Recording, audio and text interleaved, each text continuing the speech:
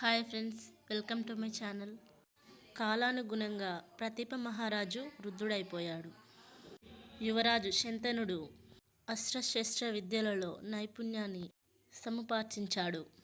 అందుచేత తన కుమారుడు శంతనునికి రాజ్య కార్యభారాన్ని అప్పగించి ప్రతిప మహారాజు వానప్రస్థానికి వెళ్ళిపోయాడు. హస్తినాపురం నూతన రాజు శంతనుడు ఒకనాడు వేట కోసం బయలుదేరాడు.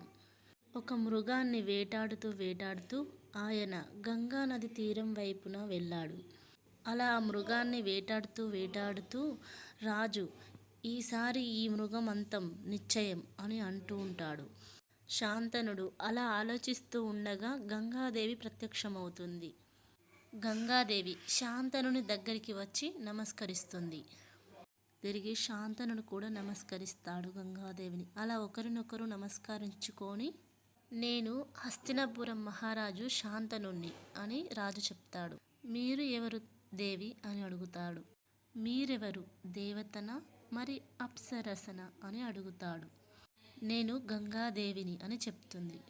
మీరు ఇక్కడికి రావడానికి కారణమేంటి రాజా అని అడుగుతుంది గంగాదేవి.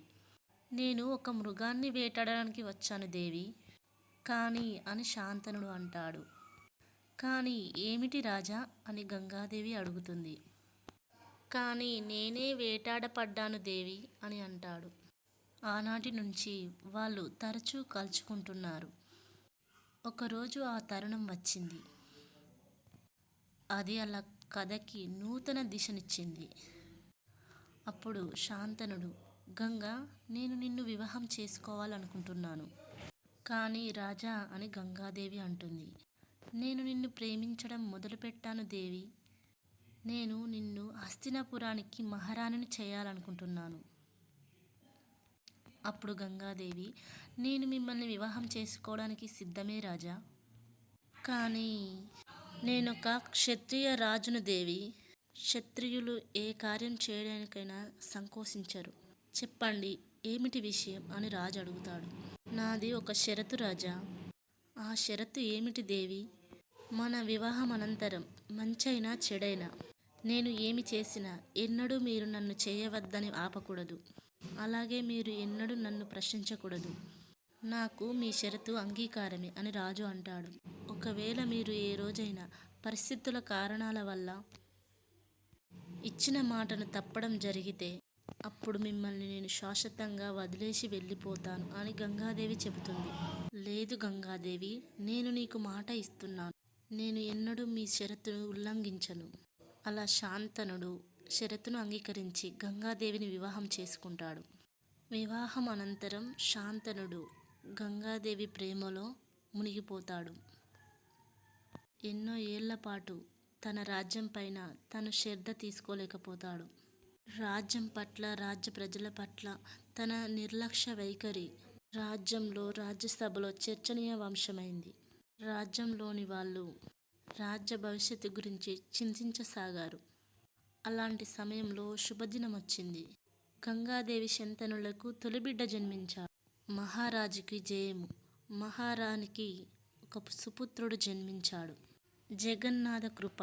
మహామంత్రికి రాజ్యసభకు రావాల్సిందిగా సమాచారం పంపుము అని చెప్తాడు మహారాజు. మహారాజు శాంతనుడు తన కుమారుని దగ్గరికి వెళ్ళి, దేవి, ఈరోజు నా జీవితంలో చాలా అమూల్యమైన రోజు. నేను కోరుకునేది బాబు మన ఇరువురు వలె శక్తివంతుడు, కోమల హృదయుడు అవ్వాలని. అది సమయం వచ్చినప్పుడే అర్హతమవుతుంది మహారాజా అని గంగాదేవి అంటుంది. అక్కడి సేనాధిపతి రాజు దగ్గరికి వచ్చి, మహారాజా, తన ఆదేశానుసారం మహామంత్రి రాజ్యసభకు వచ్చి నిరీక్షిస్తున్నారు. మీ అందరికీ సమాచారం తెలిసే ఉంటుంది. మహారాణి గంగాదేవి హస్తినాపురంలో బాల్య మహారాజుకి జన్మనిచ్చింది. కావున నేను కోరుకుంటున్నాను, తన జన్మ సందర్భంగా భవ్యమైన ఉత్సవాన్ని ఏర్పాటు చేయాలని.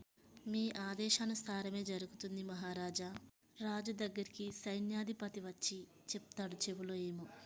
అప్పుడు మహారాజు గంగాదేవి దగ్గరికి బయలుదేరతాడు. అప్పుడు గంగాదేవి తన బిడ్డను ఎత్తుకొని గంగా తీరం వైపు వెళ్తుంది. తనకు జన్మించిన కుమారుణ్ణి గంగా తీరంలో వదిలేస్తుంది. అది చూసి శాంతనుడు కన్నీరు పెట్టుకుంటాడు. గంగాదేవి పెట్టిన షరతును ఆలోచిస్తూ ఉంటాడు. శాంతనుడు అన్నీ ఆలోచిస్తూ అలా ఏడుస్తూ ఉండిపోతాడు. ఇప్పటి వరకు గంగాదేవి ముగ్గురి పుత్రులకు జన్మనిచ్చిన వెంటనే గంగా నదిలో వదిలేయడం జరిగింది. హస్తినాపుర రాజ్యం శోకచంద్రంలో మునిగిపోయింది. అందరికంటే బలమైన గాయం మహారాజుకయ్యింది. అది ఎలాంటి గాయం అంటే తన గురించి ఎవరికీ చెప్పుకోనూ లేరు, దాన్ని మర్చిపోనూ లేరు. ఇక ఇప్పుడు 4వ సంతానం జన్మించే గడియ ఆసన్నమైంది. రాజు తన బిడ్డల గురించి ఆలోచిస్తూ ఉంటాడు. అన్నీ గుర్తు తెచ్చుకొని బాధపడుతూ ఉంటాడు మహారాజు. గంగ నిన్ను వివాహం చేసుకుంటుంది, కానీ ఒక షరతు పెడుతుంది. నీవు ఆమె కార్యంలో ఎన్నడూ అవరోధం కల్పించకూడదు. అది ఎలాంటి కార్యమైనా. అలా అన్ని విషయాలు గుర్తు తెచ్చుకొని మహారాజుకు కోపం వస్తుంది. అయినా కూడా మౌనంగా ఉండిపోతాడు. గంగాదేవి తనకు జన్మించిన కుమారుణ్ణి గంగా తీరానికి తీసుకువెళ్ళి మహారాజు చూస్తుండగానే గంగాదేవి గంగా తీరంలో తన కుమారుణ్ణి వదిలేస్తుంది.